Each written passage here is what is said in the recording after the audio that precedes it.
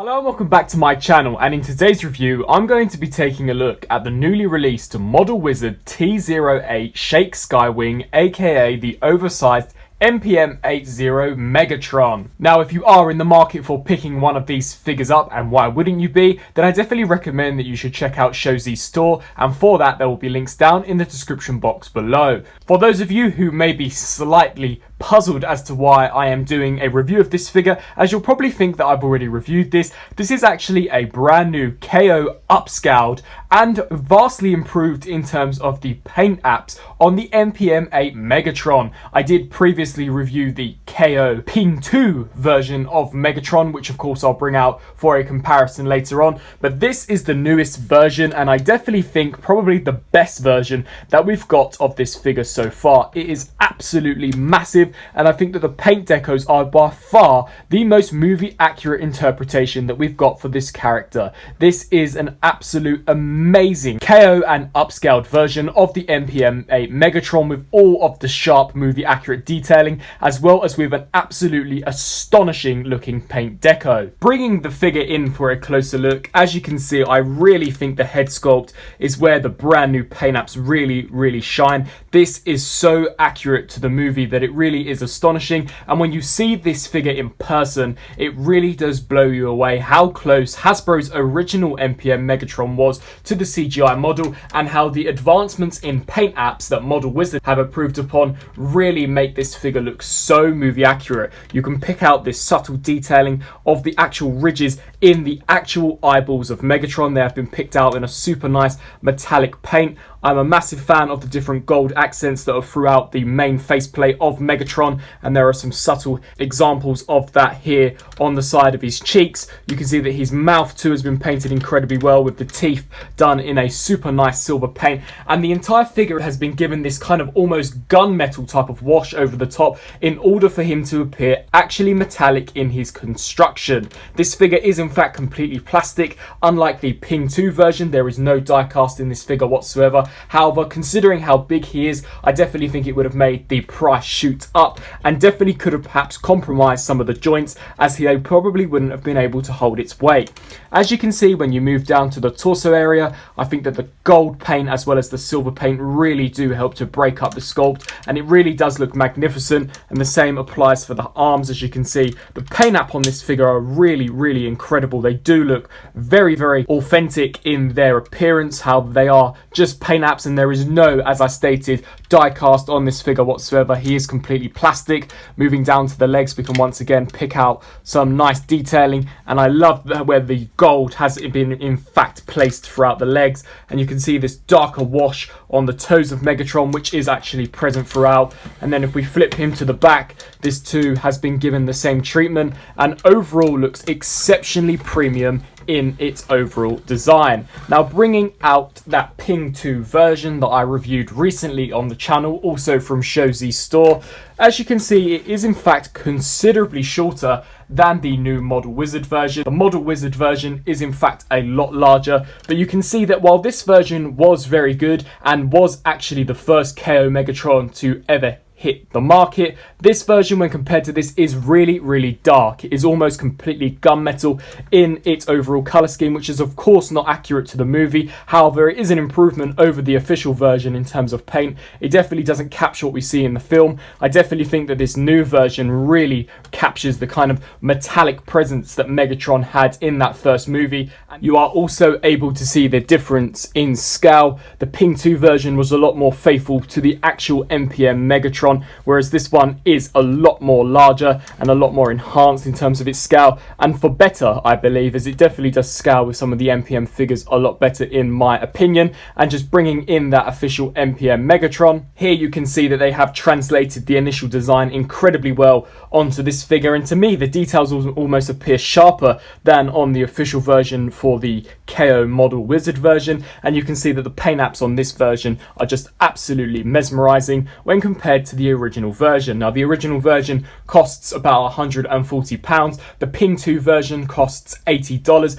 and this version is also $80. So for me, this is definitely the best buy out of the three of them, as you get your most bang for your buck. You get all of the fantastic elements from this version, the engineering, the movie accurate detailing, and you get a larger figure and a lot better painted for it. So I definitely think that this new Model Wizard version is the superior out of them all. Now, he does in fact include some accessories, and those do include Megatron's chain whip that we saw with the Ping 2 version, as well as the MPM version. This is very rubbery in its design, is probably the most rubbery whip that we have got so far. So if you did prefer the whip to be a lot more flexible, then I definitely think that you'll be happy with this. However, it doesn't hold poses whatsoever, and it is implemented exactly the same way as the original version. So you simply just take this, snap that into place, and then plug the hand onto the end of the whip, and there you have the hand actually being used as a whip. But as you can see, it is very limp and doesn't hold a pose whatsoever. You also do get the blaster cannon, which too has been given a fantastic looking paint deco, much like the main figure himself, and this can be inserted in exactly the same way as before, or if you so choose, you can use to elongate it and give him the look when he blasts Optimus through the building. So just elongate that just like so, and snap that down, and then come to this hand and remove that. We can begin to set that up and actually have him utilizing both hands in order to hold the gun. And there we have the Model Wizard version deploying the very large elongated blaster, and I think that this looks awesome, and it definitely does look very cohesive with the rest of the paint apps, with the rest of the figure's design. Now, much like the original version, this also has the ability of where you can in fact insert the Allspark into his chest. So just popping this section off, you are able to actually detach this centerpiece, and that does expose an already inserted Allspark, which can be uninserted, and the detailing on this too is just as good as the original, and you can of course insert it into the figure's chest. And here we have some comparisons between this new Model Wizard Megatron. Here we have him compared next to the Black Apple version of Optimus Prime, who I am currently doing a review of, so definitely stay tuned for that. Compared as well next to the official MPM-9 Jazz. Personally, I think that this whole scale here is probably the best representation that we've seen so far in the movie. Before Megatron does kill Jazz, we do see him transform and actually tread on Jazz, and the scale here is definitely what we see in the movie. I think that the enlargements to the Black Apple Optimus and the enlargements to the MPM Megatron definitely make the scale between these two very, very well done, and it's almost a studio series type of scale in the sense that Megatron is quite a lot taller than Optimus Prime. Personally, this is my definitive Movie 1 Megatron, this is my definitive Movie 1 Optimus Prime, and as for now, this is the definitive Jazz. Now, for this review, I won't be delving into the articulation, as it is exactly the same as the previous MPM Megatron KOs as well as the official version, nor will I be showing the transformation, as once again it is exactly the same as the MPM-8 Megatron, of which I showed the transformation in that video. So without further ado, let's get Megatron looking like a robot to Megatron in his Cybertronian alien jet mode. Now, this jet mode is absolutely massive. This is really, really impressive when you get this in hand, and the figure actually transforms incredibly well. Now, I won't be able to do too many comparisons due to the scale of this figure, but bringing it in for a closer look, as you can see, the super nice detailing that we saw in the robot mode definitely carries over to the jet mode, and as I stated, this is by far the best style of MPM Megatron that we have got so far. Model Wizard have definitely done an incredible job with this figure, and as I stated, for the price of only $80, I think that this is an absolute bargain, as the official version, which is considerably shorter, considerably lacking in terms of quality, in terms of the ratchet joints, and in terms of paint deco, is £140, which is so overpriced. This version is just so incredible to behold. hold, and is really a super nice looking Megatron.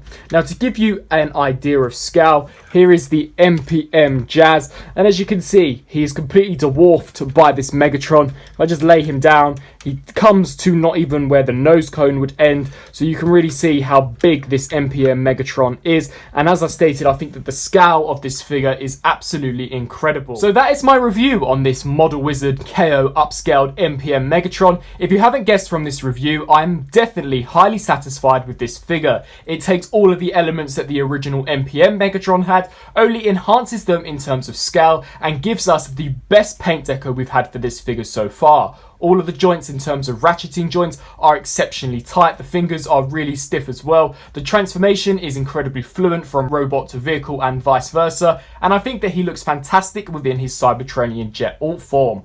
The figure also comes with a plethora of accessories, including the Allspark, and the feature still retains where you can in fact insert it into the chest. We also get the fusion cannon as well as the whip. So overall, this is a fantastic figure, and especially for $80. Now, if you are in the market for picking one of these figures up, then I definitely recommend that you should check out Shozi's store. And for that, there will be links down in the description box below. And until my next review, I'll see you then. Thanks for watching.